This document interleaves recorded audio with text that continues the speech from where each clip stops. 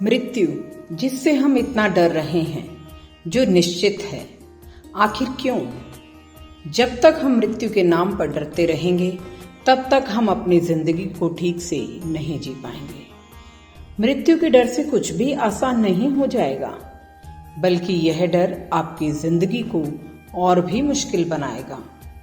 सही मायने में देखा जाए तो मृत्यु है इसलिए जीवन में किए गए अच्छे कर्मों का अस्तित्व है। हमारी कामना केवल स्वस्थ शरीर और सार्थक जीवन की होनी चाहिए। जीवन की सार्थकता के लिए हमें लगातार कोशिश करनी होगी। सच्चे भाव से कोशिश की जाएगी तो ईश्वर और प्रकृति का साथ भी हमें मिलेगा। मृत्यु का डर सिर्फ इसलिए है क्योंकि हम उसे जानते नहीं। जिस दिन हमने मृत्यु को समझ लिया, उस दिन हम उससे डरेंगे नहीं, बल्कि जिंदगी को जीने लग जाएंगे। गीता में लिखा है कि मनुष्य के जीवन की अटल सच्चाई मृत्यु है। यह सच्चाई जानते हुए भी वो इससे भयभीत रहता है।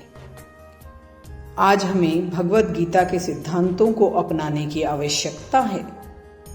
मृत्यु के समय गीता इसलिए सुनाई जाती है ताकि मरने वाले व्यक्ति को पता चल जाए कि उसने जीवन भर जो किया है, क्या वह गीता के अनुकूल था।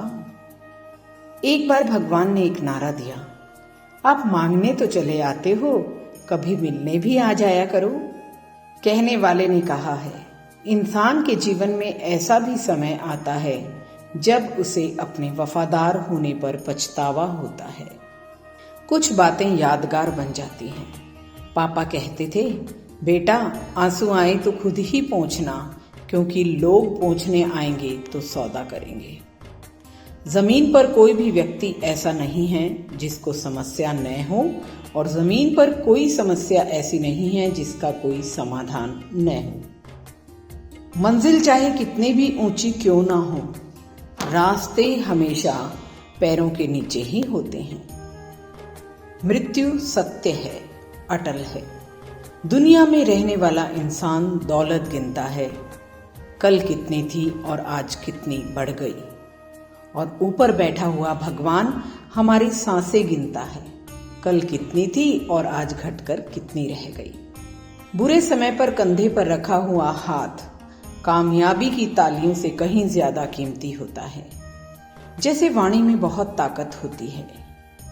कड़वा बोलने वालों का शहद भी नहीं बिकता, और मीठा बोलने वालों की मिर्च भी बिक जाती है।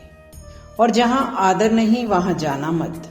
जो सुनता नहीं उसे समझाना मत। जो पचता नहीं उसे खाना मत। और जो सत्य पर रूठ जाए उसे मनाना मत। अब तो आपको समझ आ गया होगा, जिस चीज को भगवान ने भी समझा वह है मृत्यु। भगवान को भी जिसे अपनाना पड़ा वह है मृत्यु। अटल सत्य है, जिससे प्रभावित होकर पंडित मदन मोहन मालवीय ने सन 1918 में नारा दिया था, सत्यमेव जयते। बाकी फिर कभी।